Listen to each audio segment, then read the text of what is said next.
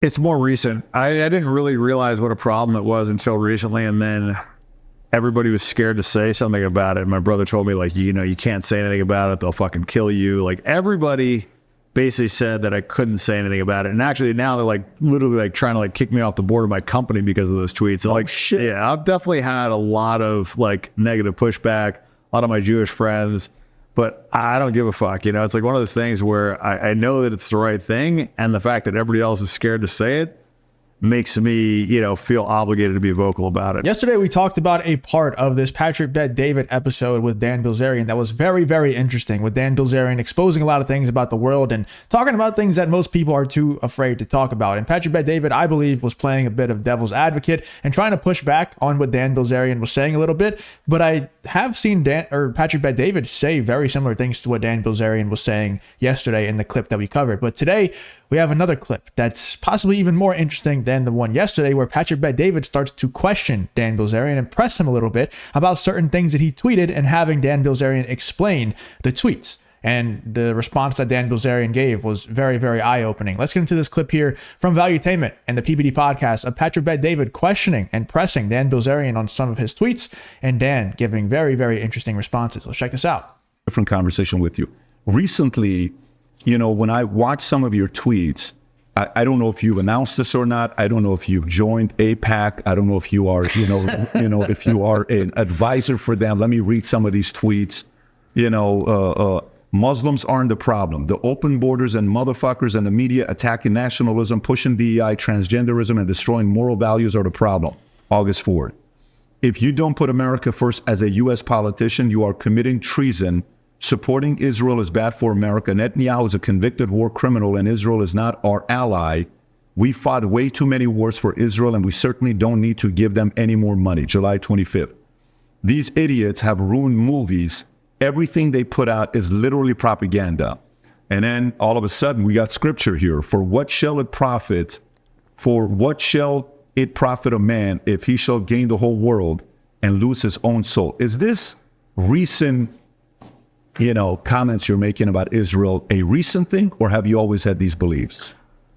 It's more recent. I didn't really realize what a problem it was until recently, and then everybody was scared to say something about it. My brother told me, like, you can't say anything about it. They'll fucking kill you. Like, everybody basically said that I couldn't say anything about it. And actually now they're like literally like trying to like kick me off the board of my company because of those tweets. So, like, shit. Yeah, I've definitely had a lot of like negative pushback, a lot of my Jewish friends.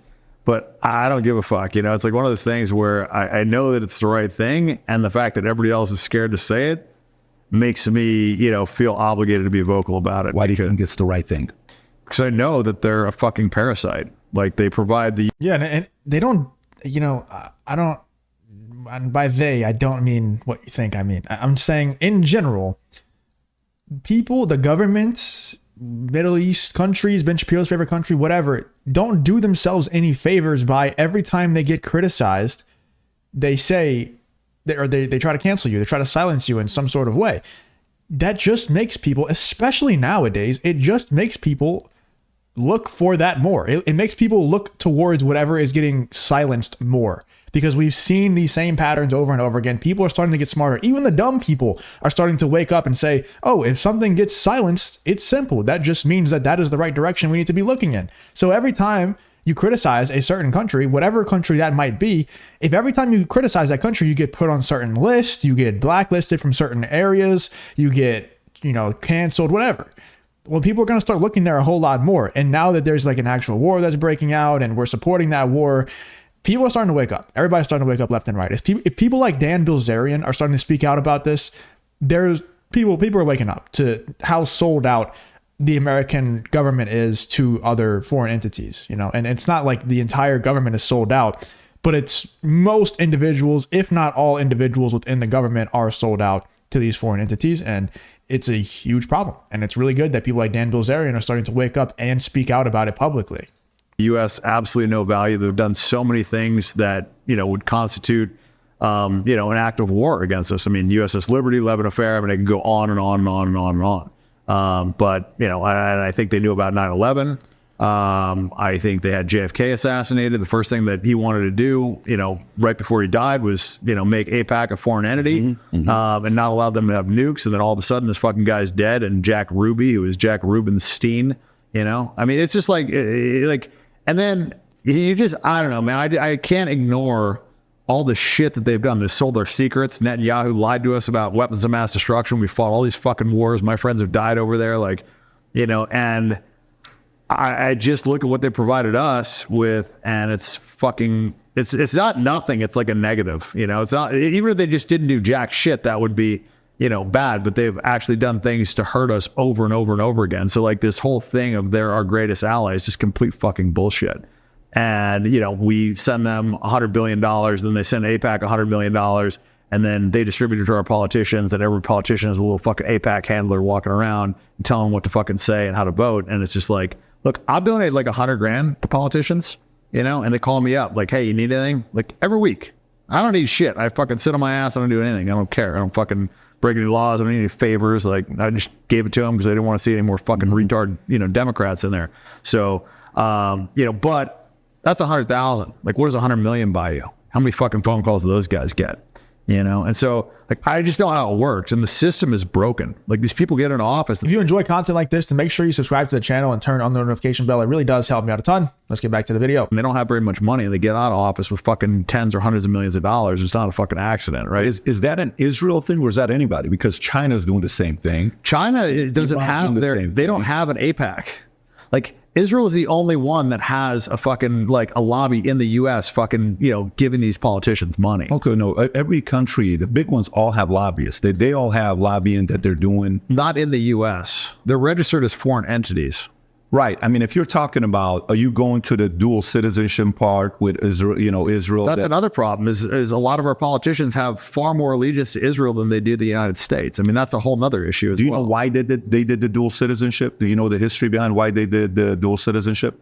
What do you mean? Like, so the whole concept of dual citizenship was because when Israel became a country again, they didn't want the people from here who wanted to go back to Israel that didn't have a motivation to go if they were going to lose their citizenship here. So that was the reason why they did it. It was kind of like, okay, you're your own country. We kind of need some of you guys to move over there to help the country out. Yeah, but I'm not going to go. Why are you not going to go? Am I going to lose my citizenship here? But you are. I mean, we don't do that. Every other country, I don't want to lose my citizenship. Well, okay, how about if we do this? How about if we allow you, just Israel, to go back to your country? You won't lose your citizenship. That was the arrangement at the beginning why they did it that way. No, look, I get it. I have 3 citizenships. You know what I mean? I think it's okay. I think what's the third one? I know Armenia, but what's the St. Kitts. Okay, got it. Yeah, so I mean, I don't have an issue with dual citizenship. My issue is when somebody is holding a U.S. office and they are putting a foreign nation's interest before America's interest, and they are favoring that other country. And so that to me is treason. Like when you are a U.S. government official, your motivation should be to do things in the best interest of the government that you are representing, not 100%. Some other fucking foreign country. And that's the problem. Okay, so that's not the case for most U.S. representative people who are supposed to represent the United States. They don't care about the United States as much as they care about. They don't care about the foreign entities either. They care about money in their pocket. They care about more power. And these other countries, foreign entities, not even just Middle Eastern countries, but China too is a big one that a lot of our politicians are sold out to.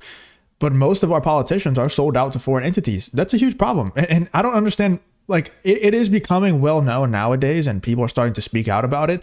But this has been a problem for a very long time and people are just starting to talk about it. This is a huge issue. And it's probably the number one issue that needs to be addressed right now. And it's really good that people like Dan Bilzerian are speaking out, but like we need to make something shake.